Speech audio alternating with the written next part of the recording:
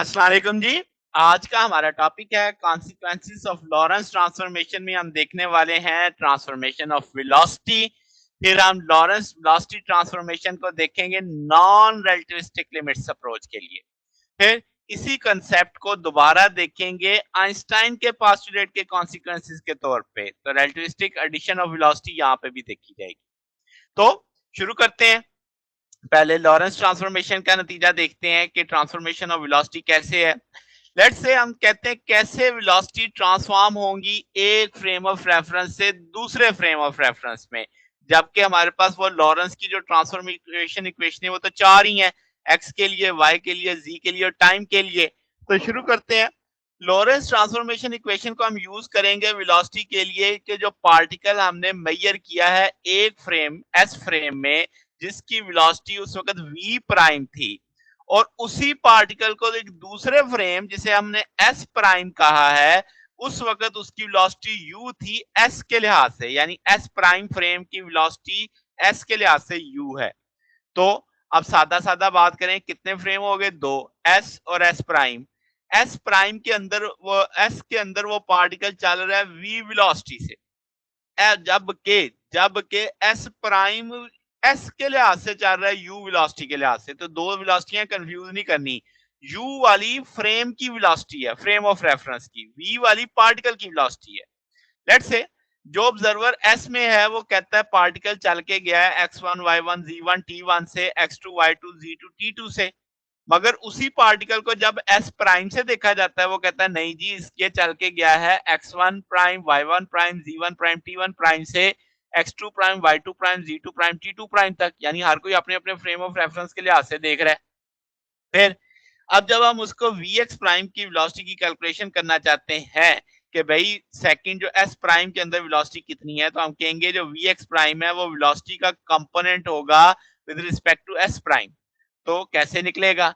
Delta x prime over delta t prime. अब x prime तो हम जानते हैं, लॉरेंस ट्रांसफॉर्मेशन में पढ़ा, gamma x minus u t. Delta लगाएंगे तो जहां जहां वेरिएबल आएगा उसके साथ डेल्टा लग जाएगा। इसी तरह टाइम का फैक्टर पड़ा, तो जहां जहां टाइम में वेरिएशन आएगी उसके साथ डेल्टा लग जाएगा। तो ये अब आपके पास डेल्टा टी प्राइम भी है, डेल्टा एक्स प्राइम भी है, दोनों को वैल्यूज प्लेस कर दी। यहाँ से गैमा गैमा से कट जाएगा, ये फैक्टर अलग कर इस तरह लिखा जाएगा। अब क्या किया कि टाइम से ऊपर नीचे मल्टीप्लाई कर दिया। ग्रीन कलर में देख रहे हैं कि आपने देखा डेल्टा टी से डिवाइड हुआ है, तो जब डेल्टा टी यू के नीचे जाएगा तो कट जाएगा। इसी तरीके से delta T over delta T 1 हो जाएगा, जबकि delta X over delta T आ जाएगा। यानी सिंपल सा ग्रीन कलर में जो बच गया वो हाईलाइट कर दिया। अब delta X over delta T V x है, तो इसका मतलब ये डेल्टा टी से कट जाएगा, ये बन जाएगा आपके पास वी एक्स माइनस यू, और 1 minus U over C square into V X आ जाएगा, जैसे ये इक्वेशन 2 लिखी गई। अब इसी तरह की ट्रांसफॉर्मेशन हम y और z के लिए भी डाल सकते हैं कि delta y prime delta t prime. अब हम जानते हैं डेल्टा y प्राइम तो डेल्टा y के बराबर था, तो वो वैसे ही आ गया। अब इधर से अब आपने डेल्टा t प्राइम की वैल्यू डाल दी। आप ये कह लो कि डेल्टा t कॉमन उठाया, तो डेल्टा t इधर से बाहर आ जाएगा, इधर 1 आ जाएगा, इसके नीचे चला जाएगा, तो ये इस तौर पे लिख दिया। अब delta y over delta t मैंने ग्रीन कलर में हाईलाइट किया, आप इसे vy मान सकते हैं। तो रिमेनिंग फैक्टर आपके पास गैमा आ गया 1 प्लस यू, ये सारी चीज vx के तौर पे आ जाएगी। इसी सोच पे vz प्राइम निकाला जा सकता है। अब आप देखो कि vy प्राइम और vy बराबर नहीं है, जबकि डेल्टा y प्राइम और डेल्टा y प्राइम y और y प्राइम बराबर थे। इसी तरीके से डेल्टा टी प्राइम और डेल्टा टी भी बराबर नहीं है, जो यही बात आपके लिए वीजेड प्राइम के लिए भी होल्ड करती है। तो ये और डिफरेंस आ गया गैलीलियन और लॉरेंस ट्रांसफॉर्मेशन में। ये जो आपने 2 3 4 इक्वेशन बनाई है, ये लॉरेंस वेलोसिटी ट्रांसफॉर्मेशन कहलाती हैं। ये बिल्कुल वैसे ही हैं जैसे आपने लॉरेंस की कोऑर्डिनेशन ट्रांसफॉर्म बनाई थी, जो यानी आपकी एक कोऑर्डिनेट की ऑब्जर्वेशन को दूसरे से रिलेट कर रही होती है। आगे चलते हैं।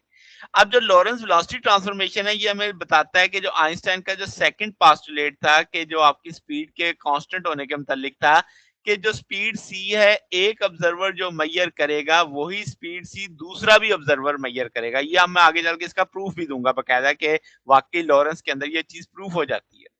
अब इनवर्स लॉरेंस ट्रांसफॉर्मेशन में आपने जाहिर सी बात है vx प्राइम को vx में लेके जाना है, और कंपोनेंट को आपने x एक्सिस के लॉन्ग जो देख रहे हैं, तो Vx प्राइम है, Vx minus u 1 minus u Vx over सी स्क्वायर, ये फैक्टर दूसरी तरफ चला जाएगा, Vx प्राइम अंदर जाके ज़रब खा जाएगा, यहाँ पे Vx माइनस यू रह जाएगा, ये माइनस यू दूसरी तरफ जाके पॉजिटिव हो जाएगा, ये नेगेटिव वाला फैक्टर दूसरी तरफ जाके ऐड हो जाएगा, इसमें से Vx कॉमन उठा लेंगे, ये सारी चीज दूसरी तरफ जाके डिवाइड हो जाएगी। तो इस तरीके से Vx आप एक तरह से सेपरेट कर सकते हैं ऊपर वाली इक्वेशन से। तो Vx prime plus u 1 plus you Vx prime over C square. इसी तरीके से y के लिए भी कर सकते हैं कि Vy प्राइम बराबर आ जाएगा Vy gamma 1 minus ux Vx सी स्क्वायर। इसी तरीके से आप इसकी वेलोसिटी निकालेंगे तो Vx की वैल्यू हम सारी जानते हैं, ये रेड कलर में मैंने हाईलाइट की है। किया क्या, ये सारे का सारा फैक्टर दूसरी तरफ जाके ज़रब खा गया, ये अकेला Vy बच गया है।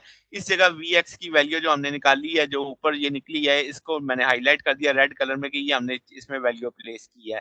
अब क्या किया जा सकता है कि जी u ओवर सी स्क्वायर ने अंदर ज़रब खानी है, तो जाहिर सी बात है जब वो ज़रब खाएगा तो आपके पास चीजें थोड़ी सी एडजस्ट होंगी। तो ऊपर क्या बन जाएगा कि आपके पास Vx प्लस यू आ जाएगा और नीचे क्या आ जाएगा c plus you Vx square आ जाएगा, यानी एक से ज़रब खाने जाएगा ना तो ये सी स्क्वायर से कट जाएगा नीचे वाले से। तो ये सारी चीज Vy के बराबर चल रही है। अब आप क्या कर सकते हो, खुद से आपने ऐड किया u Vx प्राइम माइनस, मैंने ग्रीन कलर में हाईलाइट कर दिया, ठीक है। तो आप दूसरे लफ्जों में ये कह लो कि एलसीएम उठाया आपने, एक तरह से एलसीएम लेंगे तो वो चीज इस तौर पे आ जाएगी, ये फैक्टर इस फैक्टर से कट जाएगा, रिमेनिंग फैक्टर आपके पास आ जाएगा C square minus you square C square plus you Vx prime square. तो अब आप अगर सी स्क्वायर कॉमन लेते हैं ऊपर से भी नीचे से भी, तो आपके पास ये 1 minus you square over C square लिखा जा सकता है, जिससे आप गामा 1 ओवर गामा स्क्वायर पढ़ सकते हैं। ये नीचे वाला आपके पास वैसे ही आ जाएगा, सी स्क्वायर कॉमन लिया ऊपर नीचे से वो कट गया।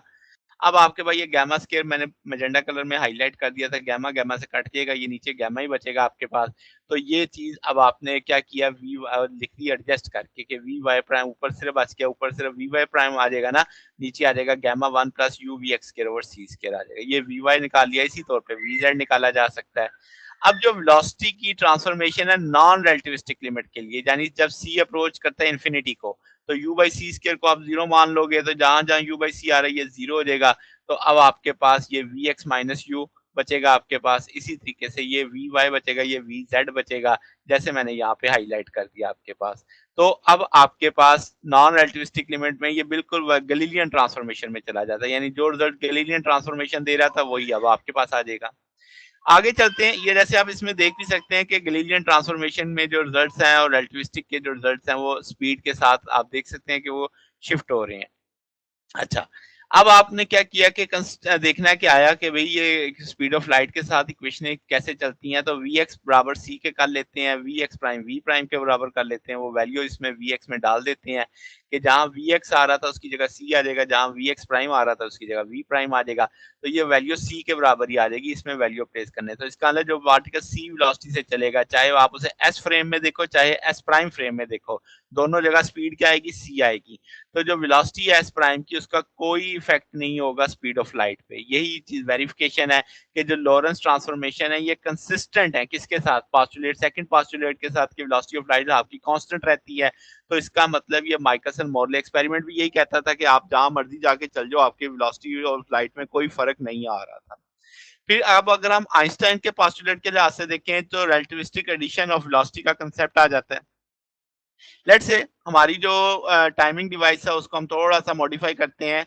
फ्लैश से जो आपके पास है बल्ब वो मूव कर रहा है मिरर की तरफ, यानी आप उसे मिरर की तरफ क्या कर रहे हैं, मूव करवा रहे हैं एक एंड से, जो आपने रिप्लेस कर दिया है। अब सोर्स पी से पार्टिकल निकला, जैसे आप यहाँ पे देख रहे हैं जा रहा है, ये ट्रेवल करेगा किस स्पीड से, वी नॉट से, जो कि एक ऑब्जर्वर देख रहा है जो रेस्ट पे है डिवाइस के लिहाज से। जब ये पार्टिकल फ्लैश पहुंचेगा फ्लैश पे, तो ये ट्रिगर करेगा एक फ्लैश ऑफ लाइट, यानी ये पार्टिकल हिट कर रहा है फ्लैश से, यहाँ से आपकी लाइट निकली। ये अब लाइट ट्रैवल कर रही है किस तरह, डिटेक्टर तक। वो डिटेक्टर तक पहुंचेगी तो टिक होगा, तो एक टिक की आपको समझ आ गई कि पार्टिकल चला, एफ को हिट किया, एफ से लाइट निकली, उसने डी तक पहुंची, फिर एक क्लिक हुआ। अब ये लेंथ एल नॉट है जब उस ऑब्जर्वर के लिए जो रेस्ट पे है with respect to the device. अब ये डिवाइस जो रेस्ट पे थी with respect to observer, let say हम कहते हैं डेल्टा टी नॉट का टाइम इंटरवल ऑब्जर्वर ने लिया। तो अब आपके पास जो पार्टिकल ट्रेवल कर रहा था एल नॉट, उस वक्त उसकी स्पीड थी वी नॉट।